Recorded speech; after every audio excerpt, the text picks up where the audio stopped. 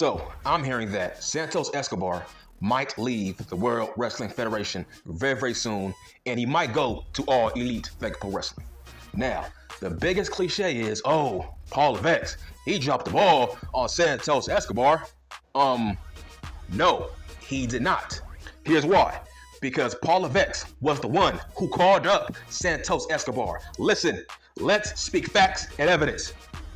If Vince McMahon never left, Santos Escobar, he wouldn't be here.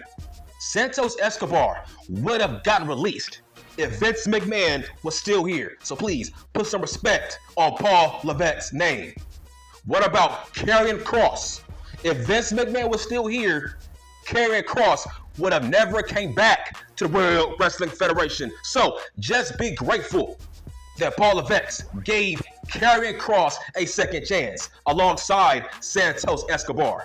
Y'all forget, there was a new thing going on when Vince McMahon was still here. It was, we gotta push younger talent. We can't keep calling up older talent. Remember? Do you remember that?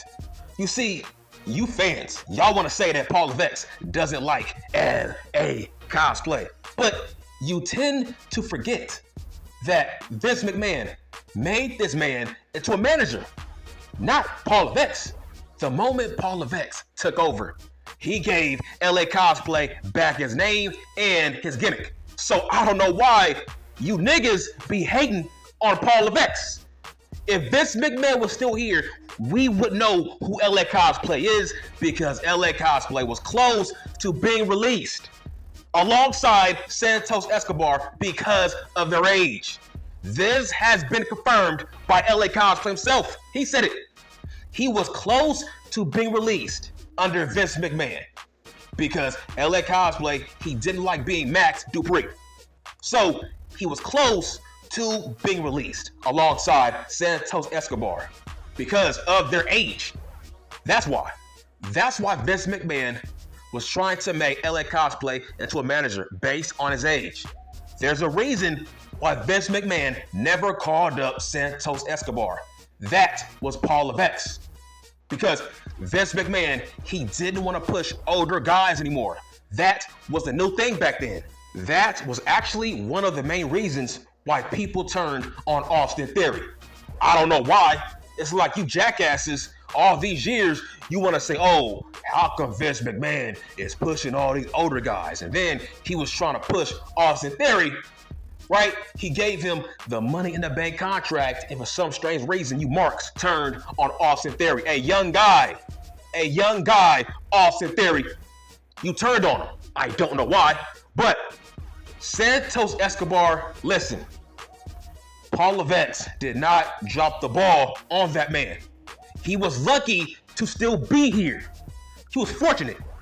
He was fortunate because based on his age back then, if Vince McMahon was still here, Santos Escobar would have gotten released based on his age. So just be grateful that Paul Levesque gave that man a chance. He gave Santos Escobar his own faction.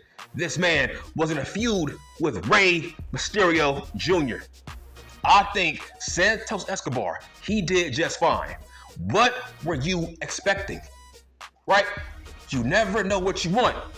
You want to bitch and cry and complain, but you never know what you want. What were you expecting with Santos Escobar? I think his bar and his ceiling was maybe United States heavyweight champion. That's about it, right? That's about it. But he was not world heavyweight champion material. Listen, Santos Escobar, he did just fine on the main roster. They gave this man his own faction on both rosters, NXT and SmackDown. They gave this man his own valet. They gave him, who else? Angel and Humberto. They did do right by Santos Escobar. He did just fine. It's like, bro, not everybody can be a main event talent, okay? Not everybody can be that guy. Santos was a solid mid-card guy. That's about it. He was not a main event talent. But once again, if Vince McMahon was still here, Santos wouldn't be here, nigga. Okay? If Vince McMahon was still here, Santos wouldn't be here. If Vince McMahon was still here, your precious LA cosplay would still be Max Dupree, or that man would have gotten released, bitch. I would say the best thing that Santos Escobar had going on was the fact that he can speak English. That's about it. That was his best skill. That was his best attribute. The fact that he can speak proper English. That's about it. It's like, I don't get it. How come so many people was pissed off at Paul Levesque over the Karrion Kross thing? I don't get it. Nigga, he was the one who brought him back in the first place. Because Vince McMahon cut him in what? 4 months? 2 months? That's the fucking point. So, bruh, put some respect on Paul Levesque's name. If you can't get over with the audience, Paul Levesque cannot force a push. That's the point. Santos was solid. He did just fine in the World Wrestling Federation. At this point, I think he's best suited for All Elite Fake Pro Wrestling. Okay, put his ass in the Don Callis family and just call it a day. That's facts. Put his ass in the Don Callis family, baby. That's where he's going. Take your ass to the Don Callis family. All right, take your ass to that faction to carry Kyle Mother F and Fletcher's bags. Take your ass to that faction to carry Taking Shit's bags. Now, what is my grade for Santos Escobar as a fake pro wrestler? I will give him a 7 out of 10. He's solid. He's a solid motherfucker. But he's not a main event talent. Now, let's say he does go to All Elite Fake Pro Wrestling. And he goes to the Don Callis family where he belongs. I think Santos can be a solid upper tier mid-card guy. That's about it. A main event talent? I don't know. I don't think so. I think Santos is a solid upper tier mid-card guy alongside Andre Idol. Listen, Santos Escobar, his ceiling, his bar is nothing more than the United States Heavyweight Championship. That's his ceiling, that's his bar.